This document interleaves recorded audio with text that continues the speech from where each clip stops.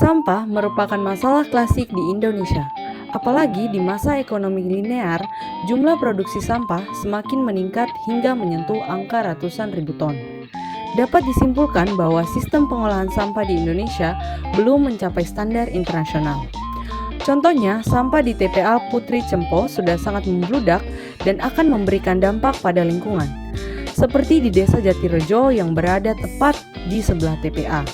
Sampah dapat menimbulkan bau yang sangat menyengat. Selain bau, juga dapat merusak kesuburan tanah. Apabila musim kemarau datang, timbunan sampah yang kering berpotensi terbakar dan menghasilkan asap yang tidak baik. Bahkan beberapa penduduk desa sampai menderita penyakit ispa. Zero waste adalah upaya meminimalisir sampah mulai dari produksi sampai berakhirnya suatu produksi.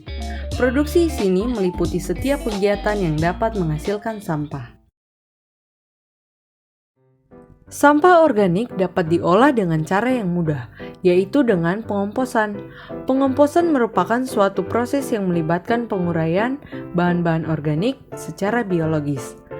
Tahap-tahap dalam melakukan pengomposan cukup mudah. Yang pertama, cukup siapkan tempat untuk membuat pupuk kompos. Bisa di halaman kosong maupun drum atau wadah bekas. Kemudian, campurkan tanah dan sampah organik seperti sayuran, buah-buahan, dan sisa makanan di dalam tempat tersebut. Pada lapisan paling atas, berikan tanah dan tekan hingga semua bagian tertutup oleh tanah. Setelah kurang lebih 3 bulan, pupuk kompos dapat dikeluarkan dan siap untuk digunakan. Selain itu, pengolahan sampah organik dapat dilakukan dengan maggot. Maggot adalah larva dari lalat black soldier yang dapat memakan sampah organik.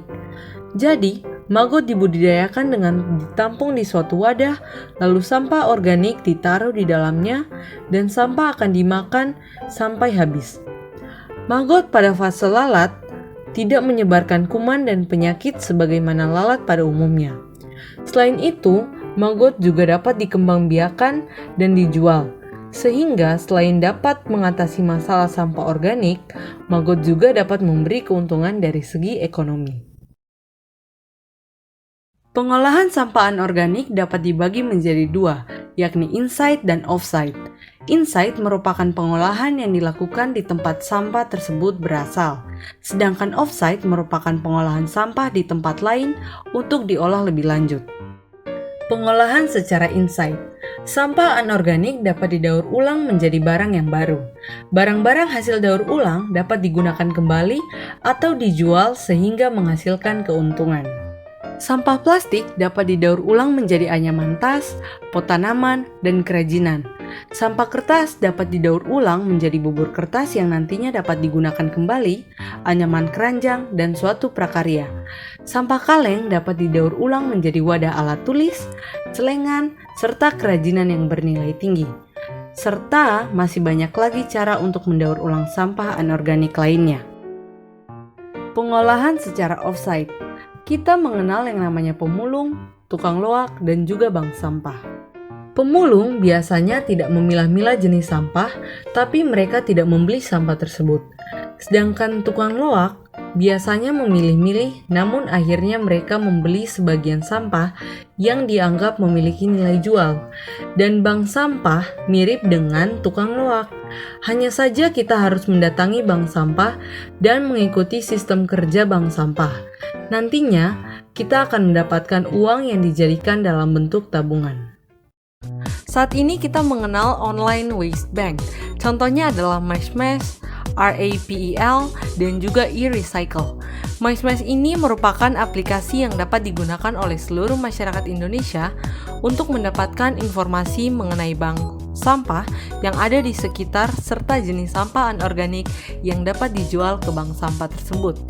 Banyak fitur yang ada di aplikasi MySmash, mulai dari fitur jemput sampah, blog edukasi persampahan, toko online kerajinan sampah, serta Smash Pay. Cara menggunakannya adalah 1. Install aplikasi MySmash dari Play Store. 2. Mendaftar dan login. 3. Menggunakan fitur penjemputan sampah. 4. Memilih bank sampah setempat dan mengecek daftar harga sampah.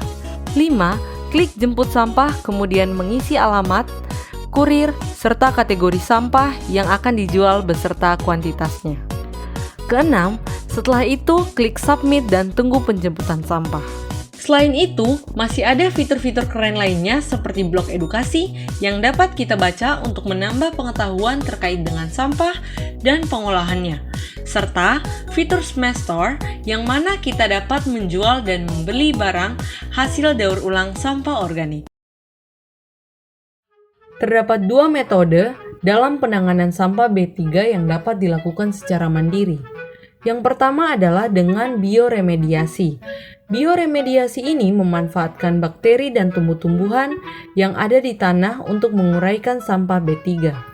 Caranya adalah dengan mempersiapkan lubang, dengan menggali tanah, kemudian memasukkan sampah ke dalam lubang tersebut, lalu kubur sampai rata tertutup tanah. Cara ini cenderung murah dan mudah, tetapi memiliki kekurangan, yaitu waktu penguraian sampah yang relatif lama karena memanfaatkan bakteri dan tumbuhan untuk menguraikan secara alami. Metode yang kedua adalah dengan pembakaran atau insinerasi. Cara ini dilakukan dengan membakar sampah B3 di tempat yang tidak terlalu dekat dengan pemukiman agar asap yang dihasilkan tidak mengganggu lingkungan. Proses penguraian sampah B3 dengan metode ini relatif lebih cepat, tetapi memiliki kekurangan yaitu menghasilkan asap hasil pembakaran yang dapat menyebabkan polusi. Cara-cara yang telah dijelaskan sebelumnya dapat dilakukan dalam skala rumah tangga sehingga biayanya murah dan mudah untuk dilakukan. Penting bagi kita untuk mengurangi sampah yang dibuang ke TPA sehingga dapat meminimalisir dampak buruk yang dihasilkan.